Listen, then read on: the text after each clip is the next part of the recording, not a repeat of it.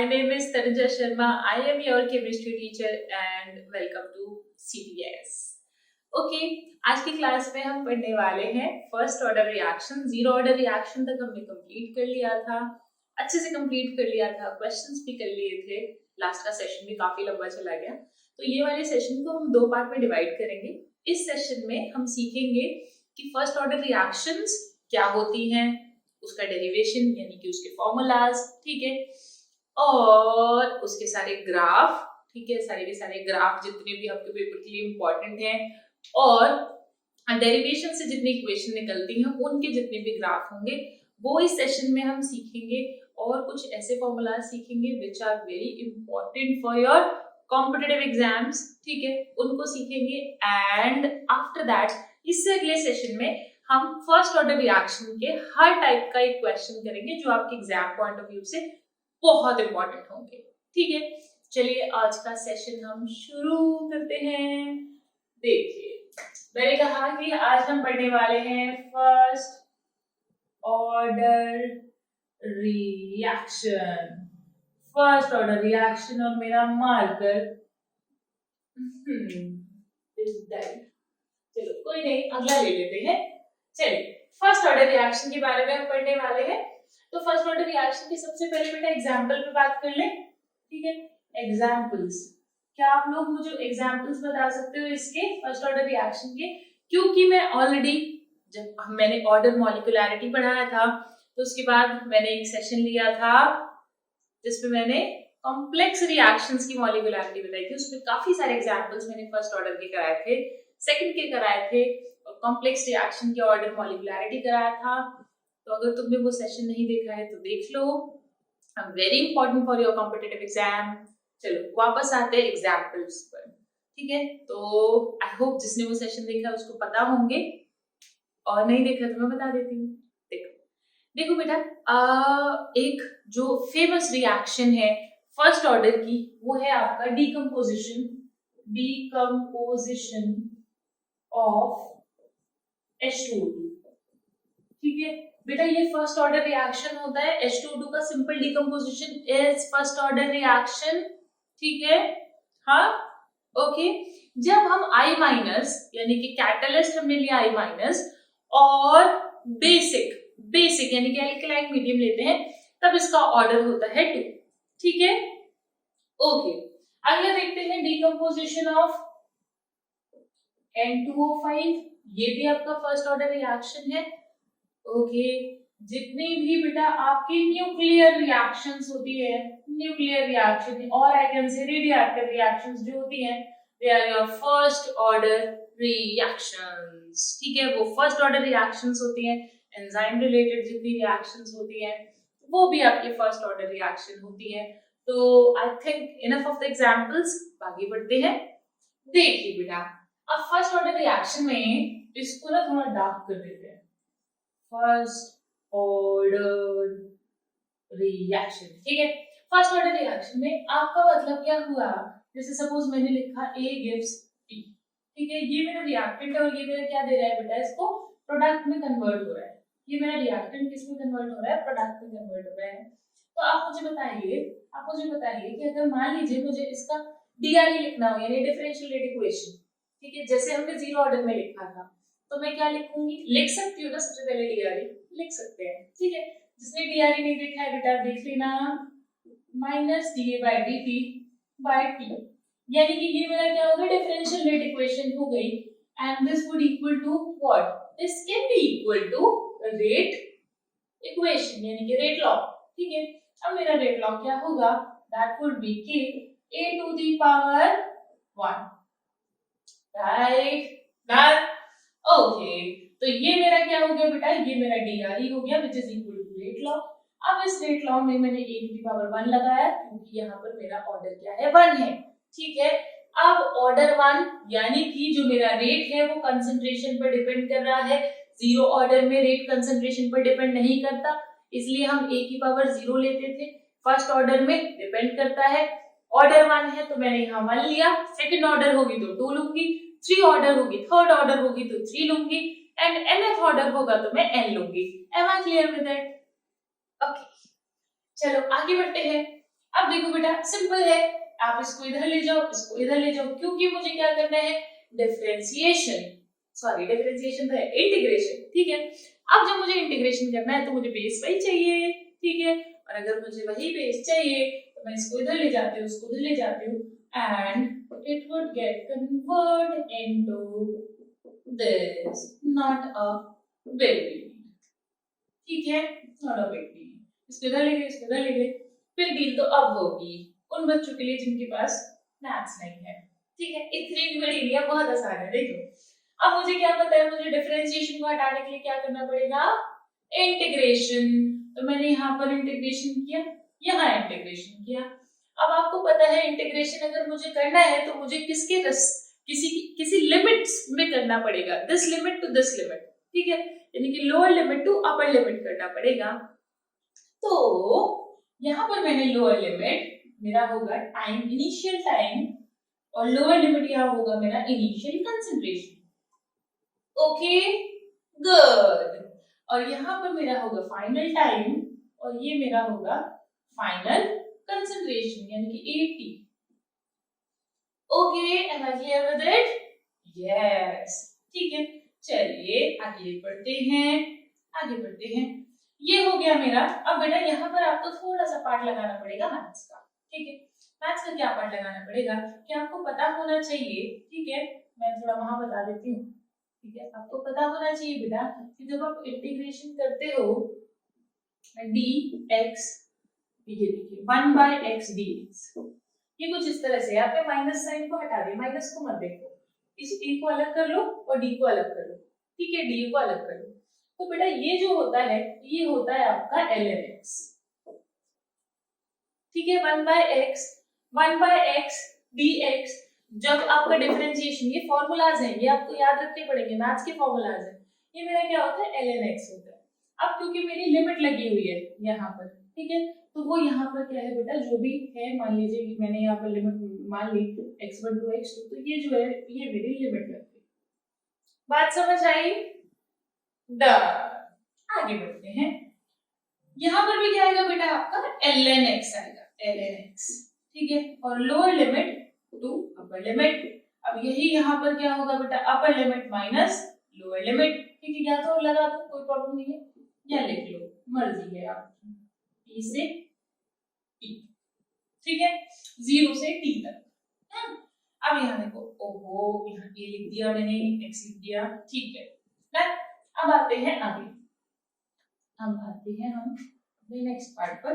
अब बेटा देखिए, अपर लिमिट माइनस लोअर लिमिट होगा, तो यानी कि ln, मैं ऐसे लिख सकती हूँ, ln at माइनस, माइनस जाएगा ना, upper limit minus lower limit करते हैं, ln a नॉट, लिख सकते हैं बेटा, okay, not a big deal again, और upper limit minus lower limit, तो ये मेरा हो गया kt, ओके। अच्छा बेटा इसको अगर मैं लिखूंगी तो इसको, ये डिवाइड में आप इसको सीधे सीधे लिख सकते हो ना, ln at by a naught, लिख सकते हैं ना, yes we can write it. और अगर हम ये लिख सकते हैं और मुझे इस माइनस को भगाना हो तो मैं क्या करूंगी, हाँ, इसको भगाने के लिए मैं इसको रिवर्स कर दूंगी, यस। तो जब आप इसको रिवर्स करोगे तो आपका क्या आ जाएगा, ln a naught by at equal to at, ठीक है, ओके, इतनी बात क्लियर हो गई, गुड। अब देखिए बेटा, very simple, very very simple, जब भी आपको ln हटाना होता है, ठीक है, जब आपको ln से कन्वर्ट करना होता है log में, ठीक है, तो आप क्या करते हैं, आप 2.303 से मल्टीप्लाई करते हैं, ठीक है, जब भी आपको इससे ln से log में कन्वर्ट करना होगा, ठीक है। तो मुझे ये ln से किस में कन्वर्ट करना है, log में, तो मैं क्या लिख दूं यहाँ पर, kt equal to 2.303 log a naught by at। क्या कोई परेशानी इसमें? नहीं, डन। तो यानी कि मेरा एक फॉर्मूला बन गया ये। अच्छा बेटा एक और चीज यहाँ पर वेरी वेरी इंपॉर्टेंट, बहुत इंपॉर्टेंट एक चीज मुझे आपको यहाँ समझानी है। देखो यहाँ पर मैंने लिखा हुआ है ln a नॉट at, बेटा ये जो ln है अगर ये उस तरफ जाएगा तो क्योंकि ln e बेस्ड होता है, ठीक है, तो ये e की पावर में पहुंच जाएगा। इसको ध्यान रखना बेटा, थोड़ा थोड़ा कंपटीशन के पॉइंट ऑफ व्यू से काफी इंपॉर्टेंट है, जो अभी पढ़ाऊंगी इसको हटा देती हूँ, ठीक है। तो कंपटीशन के लिए ज्यादा इंपॉर्टेंट है, सीबीएसई में तो नहीं इतना पूछता है, हाँ 2 लाइन गिवन है इसकी, इतना पूछता नहीं है। देखिए अब आगे आते हैं। तो जब ये ln उस तरफ जाएगा तो वो e में कन्वर्ट हो जाता है, तो आपके पास जो इक्वेशन मिलेगी वो होगी a naught by at e to the power k2। समझ आए? गुड, ठीक है, यहाँ पर आपको समझ आ रही है। तो अब आप देखिए अगर मैं at को इस तरफ ले जाऊं और इसको यहाँ ले जाऊं, क्योंकि मुझे at निकालना है, क्योंकि मुझे वही at फाइंड करना है, तो देखिए a p बराबर क्या हो गया, ये इधर आया, वो डिवाइड में जाएगा, अब डिवाइड में गया तो बेटा ये देखिए अगर मैं इसको ऐसे लिख दूं तो किसी को कोई परेशानी है क्या? जल्दी बोलो। नहीं है कोई परेशानी, क्योंकि गलत नहीं है, ठीक है, सिंपल है। इसको आप इधर ले जाओ, इसको डिवाइड में ले जाओ, जब ये ऊपर जाएगा तो इसकी पावर क्या जो थी, जो प्लस पावर थी वो किस में कन्वर्ट हो गई, माइनस में। बताइए क्या आपको इतनी बात समझ आई? बेटा इसी रिलेशन को हम बोलते हैं, इसको थोड़ा सा रीअरेंज कर देती हूँ, है वही, ठीक है, थोड़ा रीअरेंज कर दिया है ताकि आपको जब देखो तो याद आ जाए, कहीं पर भी देखो तो याद आ जाए। बेटा इसी रिलेशन को हम बोलते हैं वेल मीज रिलेशन। क्या बोलते हैं? वेल मीज रिलेशन। याद रखेंगे बेटा इसको, ठीक है।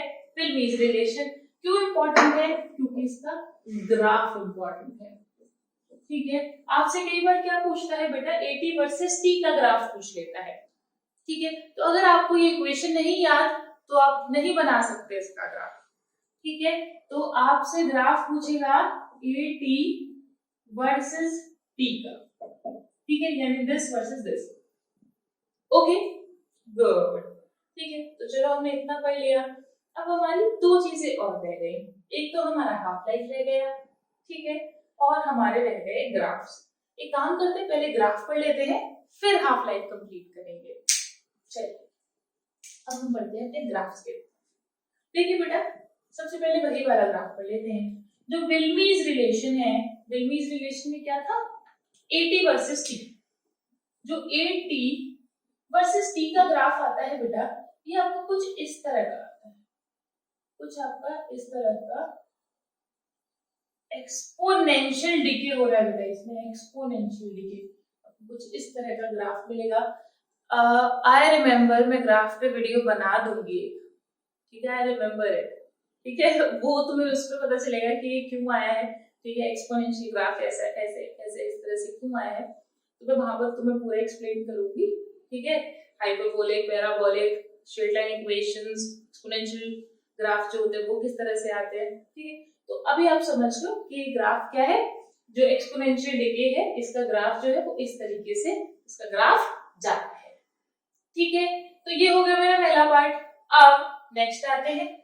देखिए बेटा अगर आपसे कोई पूछ ले यहाँ पर दिस वर्सेस दिस, इसका ग्राफ पूछ ले, यानी कि आपसे कोई पूछे लॉग, देखो बेटा वो किसी का भी ग्राफ पूछ सकता है, ऐसा नहीं कि हमें रट के जाना है ग्राफ्स को, बस हमें एक बार ग्राफ्स को एक बार हम देख लेंगे कि हाँ कौन सा ग्राफ किस तरह से बनाना है, बस इक्वेशंस आपको पता होनी चाहिए ग्राफ ड्रॉ करने के लिए, अदरवाइज ग्राफ तो नहीं रटे जाते।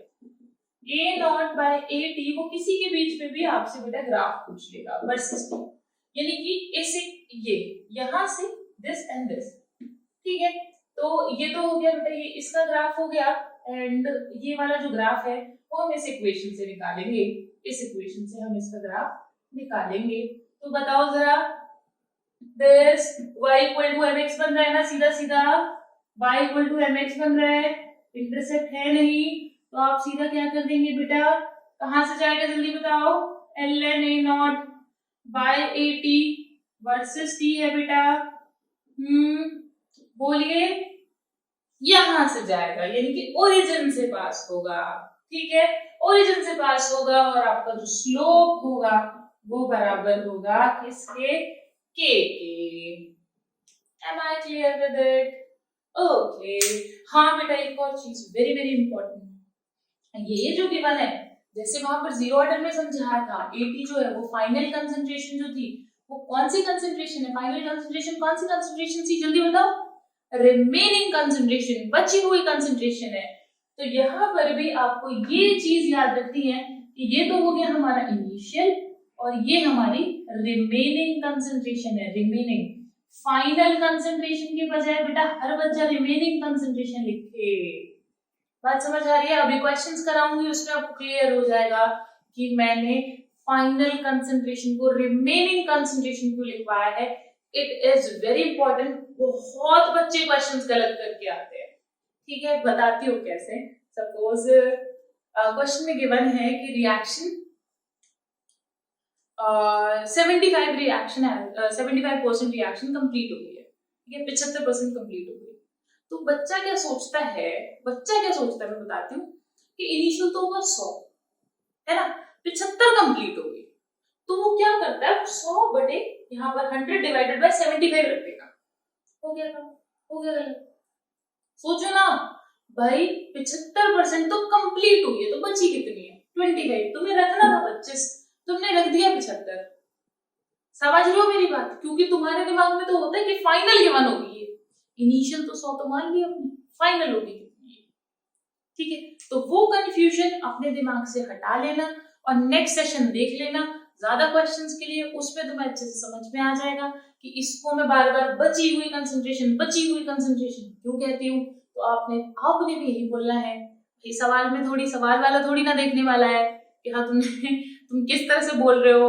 ठीक है, याद रखने के लिए याद रख लो, याद रखने के लिए समझ लो, ठीक है, याद रखने के लिए याद मत रखो, याद रखने के लिए समझ लो कि ये है रिमेनिंग कंसंट्रेशन यानी बची हुई।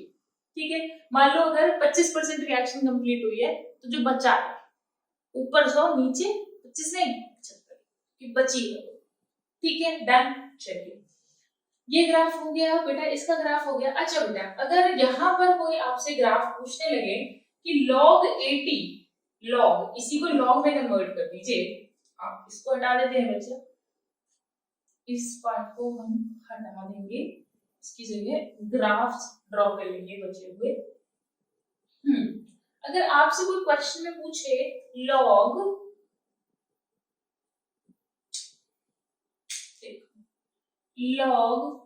a naught by 80 versus t, ठीक है, अब बस आपसे log में पूछ रहे हैं, कुछ नया नहीं करना, log में पूछ रहे हैं।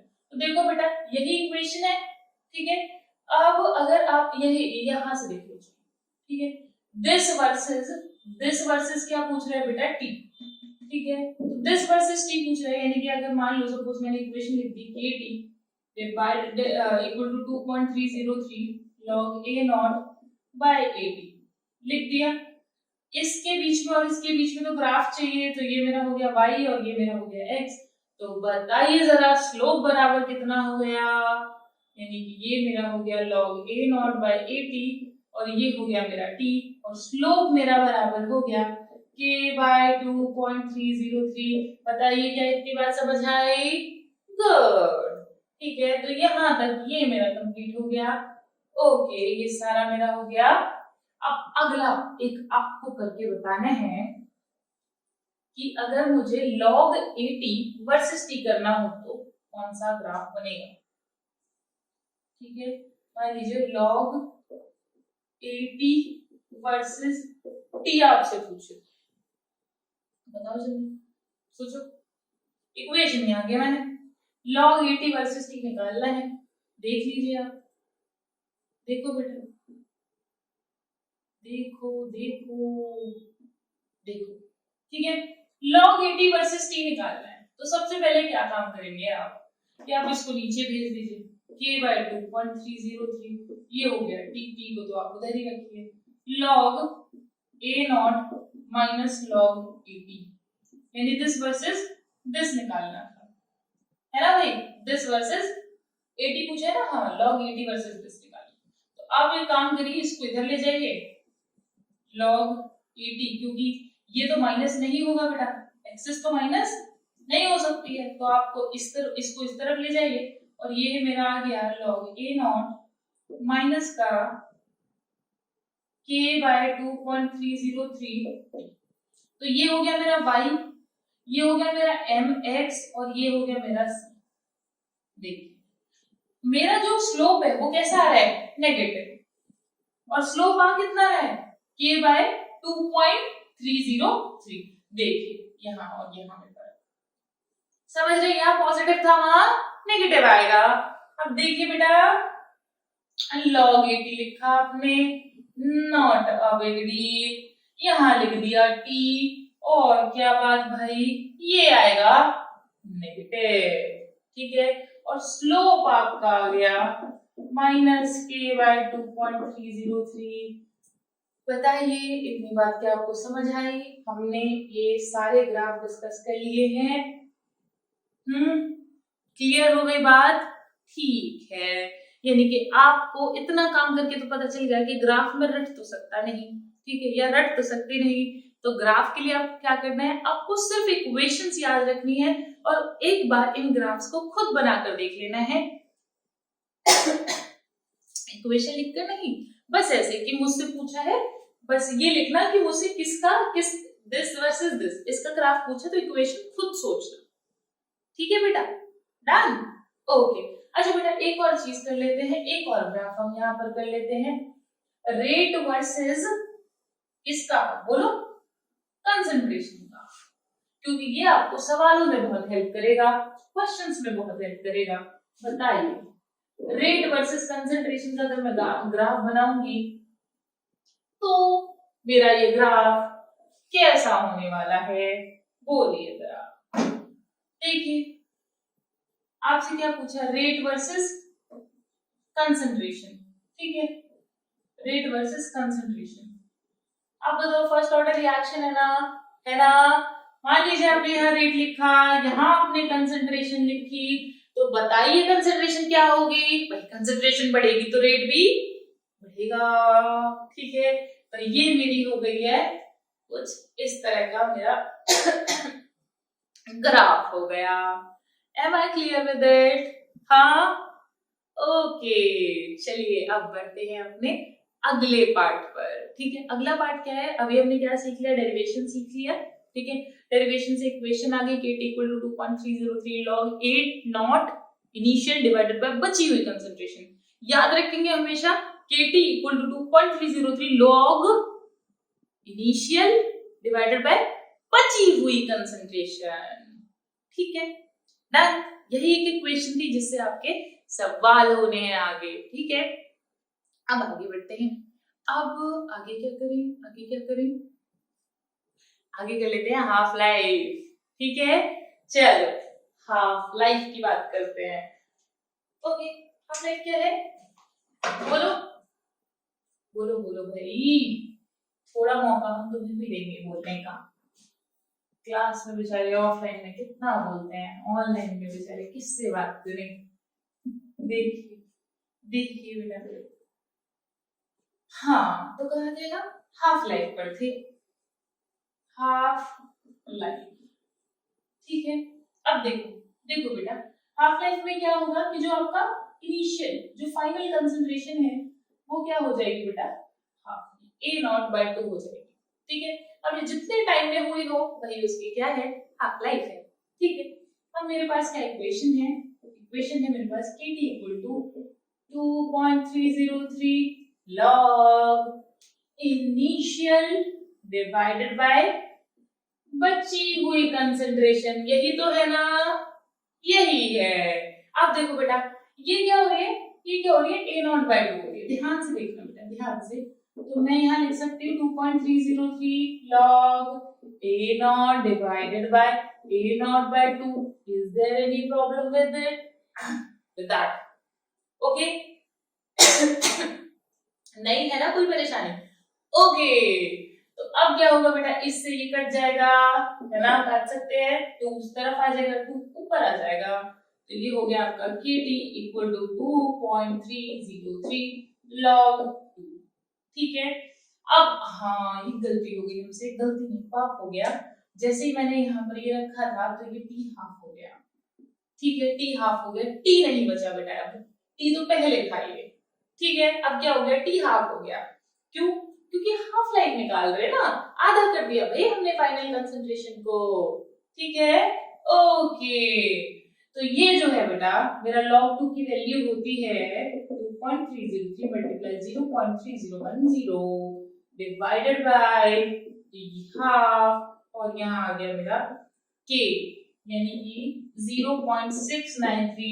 बेटा आप याद रख लेंगे इसको, ठीक है, तो आपकी भलाई है, क्योंकि बार बार आपको इस फॉर्मूला का यूज होगा, ठीक है। तो टी हाफ बराबर कितना आ गया, 0.693 डिवाइडेड बाय के।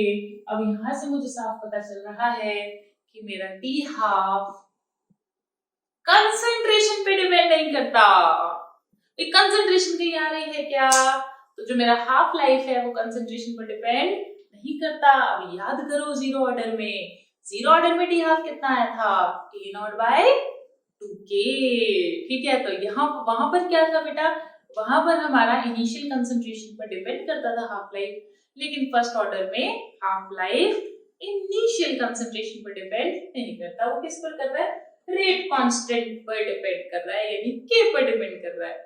Am I clear with that? Okay. अगर कोई आपसे ग्राफ पूछे तो ग्राफ तो बता ही देंगे आप, है ना, इतने स्मार्ट तो आप हो ही गए हैं, है ना। चलिए अब आगे बढ़ते हैं बेटा। अब मैं सपोज आपसे अगर बोलूं कि आपने टी हाफ निकाला, मुझे काम करो, मुझे टी 75 भी निकाल कर दिखाओ। टी 75 क्या है, ओके, टी 75 माने जैसे टी 50 था, यानी 50% रिएक्शन कंप्लीट हो गई, टी 75 माने 75% रिएक्शन अगर कंप्लीट हो जाए, वो कितने टाइम में कंप्लीट होगी, दैट वुड बी टी 75, ठीक है। टी 50 कितना था, टी 50 क्या था, 50% कंप्लीशन में कितना टाइम लगा, टी 75 कितना होगा भाई, 75% रिएक्शन कंप्लीट होने में कितना टाइम लगेगा। सपोज मैं पूछूं टी 99 कितना होगा, 99% रिएक्शन कंप्लीट होने में कितना टाइम लगेगा। इट्स वेरी सिंपल, आप समझिए, आपसे मैंने पूछा टी 75, ठीक है, ये होता है टी 75 लगभग टी 3/4, ठीक है, 3/4 कंप्लीट होना रिएक्शन को, मुझे ये पूछा है मुझसे, ठीक है, ये मेरा नेक्स्ट टारगेट है, मुझे ये निकालना है, ठीक है। तो मेरे पास वही आते हैं बेसिक फॉर्मूला पर अपने, क्या था वो, KT equal to 2.303 log A naught divided by KT, right, है ना, ओके। आप देखिए कि टी 75 मैं निकाल रही हूँ, मैंने लिख दिया यहाँ ये। अब देखो बेटा 75% रिएक्शन कंप्लीट हुई है, आपको पता है जब भी हम फ्रैक्शंस में लेते हैं तो हम कंप्लीट जो लेते हैं वो 1 लेते हैं, जैसे मान लो 3/4 है, अगर मान लो मैं 3/4 लेती तो मैं 1 लेती, ठीक है, कि मेरा सब सारे फ्रैक्शंस को जोड़ दोगे तो सम जो हो आएगा वो 1 आएगा। ऐसे जब मैं परसेंटेज में लेती हूँ तो परसेंटेज में मैं 100 की बात करूंगी, यानी 100 की बात करूंगी, it's very basic of math, ठीक है। तो अगर मैंने 100 की बात की तो मैंने कहा 75% रिएक्शन अगर कंप्लीट हुई है तो इनिशियली क्या होगी, वो 100% होगी। सोचो ना, इनिशियल कंसंट्रेशन मैंने 100 मान ली, ठीक है, इनिशियल मैंने 100 मान ली, 75% कंप्लीट हो गई, कंप्लीट, ये मेरी कौन सी होती है, ये मेरी रिमेनिंग ही तो होती है, ये मेरी रिमेनिंग कंसंट्रेशन ही तो होती है भाई, है ना। तो अगर मेरी 75% रिएक्शन कंप्लीट हो गई तो बची कितनी है, जल्दी बताओ, जल्दी बताओ, 100 माइनस 75 कितना आया भाई, 25, क्लियर, ओके।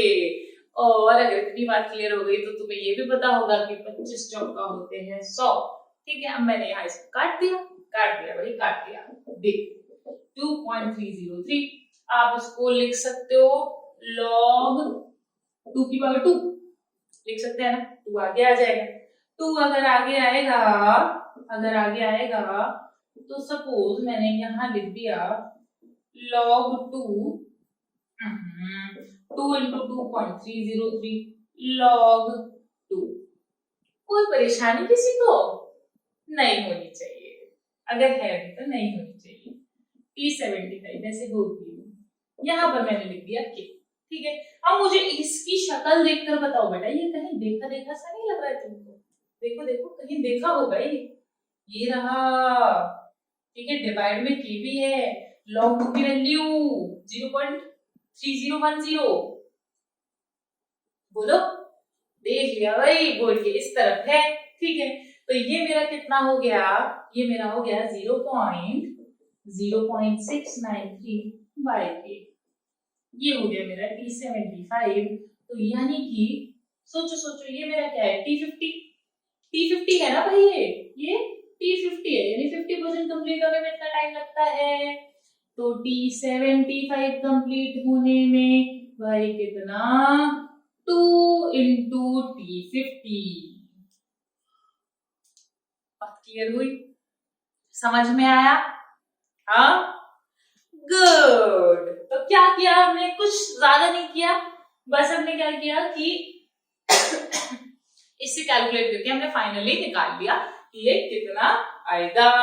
बताओ जल्दी, क्या आपको इतनी बात समझ आई? गुड बेटा, अगर आप यहीं पर कैलकुलेट कर लें, इसको यहीं पर कैलकुलेट कर लें, तो आप ये वाला फॉर्मूला भी याद रख सकते हैं। T75 बराबर आएगा, इसको मल्टीप्लाई करेंगे तो आएगा 1.386 बाय के। इसको भी बेटा लिख लेंगे और इसको भी लिख लेंगे। बात समझ आ गई? ठीक है, T75 कितना होगा, 2T50, यानी 2 हाफ लाइफ लगेंगी 75% रिएक्शन कंप्लीट होने में। किसको? फर्स्ट ऑर्डर रिएक्शन को। क्लियर? डन? ओके, ठीक है, तो हमने हाफ लाइफ पढ़ लिया। अब आगे आते हैं बेटा, इसका एक पार्ट और पूरा कर लेते हैं। वो क्या है, आते हैं, ज्यादा नहीं बचा अब इसमें, बस आपसे भी कुछ बातें मुझे पूछनी है। अच्छा ये बताओ कि अगर कोई रिएक्शन सपोज 25% कंप्लीट हुई है तो बची कितनी है? कोई रिएक्शन अगर 25% कंप्लीट हुई है तो बची कितनी है? हाँ, 75। ठीक है, गुड। अच्छा बेटा, वैसे तो ये nth ऑर्डर के टाइम पर पढ़ाते हैं, ठीक है, बट आप देख लीजिए एक बार, जो हमारा t हाफ है, ठीक है, this is inversely proportional to a to the power 1 minus है। अभी जब मैं आपको सेकंड ऑर्डर पढ़ाऊंगी तो सेकंड ऑर्डर के बाद में मैं आपको nth ऑर्डर भी पढ़ाऊंगी। तो nth ऑर्डर में हम ये फॉर्मूला डिराइव करते हैं, ठीक है, वो मैं आपको सिखा दूंगी कैसे डिराइव करते हैं। ठीक है, तो उससे ये निकल के आता है कि जो t हाफ है that is inversely proportional to a to the power 1 minus n। n क्या है? n है आपका ऑर्डर, और n अगर ऑर्डर है तो आप रख करके देख लो भाई। देखो, अगर n बराबर में रखो 0 तो 0 ऑर्डर में देखो देखो बेटा, यहाँ पर आएगा 0, तो ये देखो डायरेक्टली प्रोपोर्शनल आ रहा है इनके। हाँ, और आपको याद भी होगा कि टी हाफ बराबर था a नॉट अपॉन 2k, यही तो होता था। अब फर्स्ट ऑर्डर का देख लो, फर्स्ट ऑर्डर में क्या होगा, जब आप 1 रखेंगे यहाँ पर तो 1 माइनस 1 कितना हो गया, 0 हो गया, यानी कि T half does not depend on A पर डिपेंड ही नहीं करता। ठीक है, तो T half doesn't depend on A. ठीक है, यानी कंसंट्रेशन पर, इनिशियल कंसंट्रेशन पर रिएक्टेंट की टी हाफ डिपेंड ही नहीं करता है। अब सेकेंड ऑर्डर के लिए बताना सर क्या आएगा? हाँ, सेकेंड ऑर्डर के लिए फटाफट बताओ, क्योंकि ये तो तुम्हें पता ही थे। सेकंड के लिए तो अभी निकालना है, तो 2 माइनस 1 आ गया 1, तो मेरा टी हाफ क्या आएगा बेटा, इनवर्सली प्रोपोर्शनल टू आएगा a। Am I clear with it? Yes, I am. Okay, okay, done. अच्छा बेटा, अब इसके बाद हम बात कर लेते हैं कि आपको कुछ मैं पॉइंट्स बता देती हूँ जो आपको न्यूमेरिकल जब मैं कराऊंगी तो उन्हें करने में बहुत हेल्प मिलेगी आपको। देखिए बेटा, एक फॉर्मूला होता है फर्स्ट ऑर्डर के लिए, एक फॉर्मूला होता है फर्स्ट ऑर्डर के लिए जब आपको दो टाइम और दो ही कंसंट्रेशन गिवन होती है।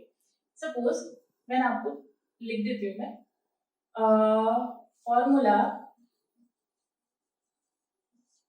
When 2 times and concentration are given. जब दो वक्त दिए हो और दो ही कंसंट्रेशन दी हो, जैसे कि मान लीजिए मैंने लिखा T1, ठीक है, T1 टाइम पर उसने कंसंट्रेशन दे रखी है AT1, ठीक है, और T2 टाइम पर उसने कंसंट्रेशन दे रखी है AT2। तो जब भी इस तरह के जब आपको दो टाइम और दो कंसंट्रेशन गिवन हो तो आप क्या करेंगे, आप ये वाला फॉर्मूला याद रखेंगे, ठीक है, K equal to 2.303 T2 minus T1 log AT1 divided by AT2। बेटा very very important for your JEE and NEET, ठीक है, दोनों के लिए बहुत ही इंपॉर्टेंट है। CBSE में ये नहीं पूछेगा आपसे, CBSE में नहीं पूछेगा, ठीक है। किसके लिए इंपॉर्टेंट है, JEE और NEET के लिए इंपॉर्टेंट है। I think I am clear with it, okay. अच्छा बेटा एक और चीज आप नोट डाउन कर लेंगे, जैसे 75% रिएक्शन जो है 75% कंप्लीट होने में 2 हाफ लाइफ लगती हैं, बिल्कुल इसी तरीके से आप याद रखेंगे। आई होप आपने नोट डाउन तो किया ही होगा, वरना अरे इसमें तो फोन में बैक जाकर भी कर सकते हैं ना, वो कर लेना अगर नोट डाउन नहीं किया हो तो, ठीक है। देखो बेटा अगर जैसे मैंने आपको बताया T75 बराबर 2T हाफ होता है, 2T50 होता है, बिल्कुल इसी तरह से जब आपको पूछे 87.5% रिएक्शन कितने टाइम में कंप्लीट होती है तो इसको लगभग लगते हैं 3T हाफ, ठीक है, यानी कि 50 लिख लो, हाफ लिख लो, मर्जी है आपकी, जो आपकी इच्छा हो, ठीक है। तो आपको 87.5% रिएक्शन कंप्लीट होती है किसमें, लगभग 3 हाफ लाइफ में, ठीक है। तो आपको ये बात याद रखनी है, क्यों याद रखनी है मैं बता दूंगी। 99.9% कंप्लीट होगी लगभग 10 हाफ लाइफ में, बात समझ आ रही है, 10 हाफ लाइफ में। हाँ और एक और चीज, first order reaction never complete, तो इसका जो टी कंप्लीशन आएगा बेटा, कंप्लीशन आएगा दैट वुड बी इनफाइनाइट, ठीक है, बात समझ आई। आपको ये कुछ पॉइंट्स याद रखने हैं बेटा, देखो आप निकालने को निकाल सकते हो, ठीक है, एग्जाम के अंदर मैं तुम्हारी एबिलिटीज को जज नहीं कर रही हूँ, ठीक है, आप निकाल सकते हो आराम से, 87.5 है, कैलकुलेशन भी कर लोगे, ठीक है। So I am not saying about that, but होता क्या है जब आप कॉम्पिटिटिव एग्जाम देते हो तो आपके पास टाइम लिमिटेड होता है, ठीक है, तो आपको उस लिमिटेड टाइम में क्वेश्चंस करने होते हैं, तो जितना जल्दी जितना ज्यादा आपको इस तरह की चीजें याद होंगी उतनी जल्दी आप फिजिकल केमिस्ट्री के क्वेश्चंस को अटेम्प्ट करके अपने फेवरेट फिजिक्स पे जा सकते हो, ठीक है। बात समझ रहे हो मेरी, तो जस्ट तुम्हारा टाइम रिड्यूस करने के लिए, इसीलिए तो बच्चे कोचिंग लेते हैं ना भाई, कि बुक्स में सब कुछ गिवन है, स्टिल बच्चे कोचिंग लेते हैं, पढ़ाई करते हैं, ठीक है, वो उन्हें एक्स्ट्रा पढ़ना होता है, इसीलिए ताकि वो अपने टाइम को रिड्यूस कर सके, क्वेश्चन के जो क्वेश्चन वो 2 मिनट में 3 मिनट में कर पा रहे हैं उसको और जल्दी कर सके, ठीक है, इसीलिए बच्चा कोचिंग लेता है। तो इसीलिए तुम्हें क्या करना है, और मैं उसी तरीके से पढ़ा रही हूँ कोर्स में, ठीक है, विद ऑल द ट्रिक्स, और जैसे हम क्लास में पढ़ाते हैं, जैसे हम रेगुलर बैचेस में पढ़ाते हैं, मैं बिल्कुल वैसे ही पढ़ा रही हूँ, कुछ चेंज नहीं है, ठीक है, नोट्स भी वही है, मटेरियल भी वही है, सब ठीक है। सबसे अच्छा मटेरियल है, ठीक है। तो अब आते हैं आपको इन सारे पॉइंट्स को, जो मैं इस तरह के पॉइंट्स बताती हूँ उनको स्पेशली शॉर्ट नोट बना लेना, उसमें नोट डाउन करके रखना बेटा, बिकॉज ये आपके कॉम्पिटिटिव एग्जाम में बहुत हेल्प करेंगे। Of course this is not all, मतलब ये वाला जो है दिस पार्ट, ठीक है, नॉट फॉर CBSE, ये कंपटीशन है सारा पार्ट, ठीक है। जो देखो कंपटीशन का अलग से आता है, मैं आपको बता देती हूँ, जो CBSE के लिए इंपॉर्टेंट होता है मैं बता देती हूँ, ठीक है। तो जो आप नोट्स बना रहे हो उसमें क्या करो, उसमें मार्क करते चलो, जब आप CBSE का पेपर दोगे तो आपको प्रॉब्लम नहीं होगी, मेरी बात समझ रहे हो, पता चलता है कि CBSE के पेपर में आप पढ़ गए सब कुछ, है ना, तो फायदा नहीं होगा ना उसका कुछ, ठीक है। CBSE के पेपर में आपको वो नॉलेज होनी चाहिए, वो बेसिक नॉलेज जो आपको वो एनसीईआरटी सिखाती है और उसको लिखने का तरीका, ठीक है। तो आपने आपने इसी तरह से करना है, नोट्स बनाना, उसमें लिख लेना कौन सी चीज किसके लिए इम्पोर्टेंट है, और इस तरह के फॉर्मूलाज के लिए शॉर्ट नोट अलग से बना लेना ताकि आपके न्यूमेरिकल्स जल्दी से जल्दी हो जाए, ठीक है। बची नहीं यार चुटकी, 1 मिनट रुको तुम, ऐसे हो जाए, ठीक है। चलो पढ़ते रहो, आगे बढ़ते रहिए, पढ़ते रहिए, आगे बढ़ते रहिए। Bye bye. अब अगले सेशन में मिलेंगे आपसे। अगले सेशन में इसके होंगे प्रैक्टिस क्वेश्चंस, ठीक है। Bye bye.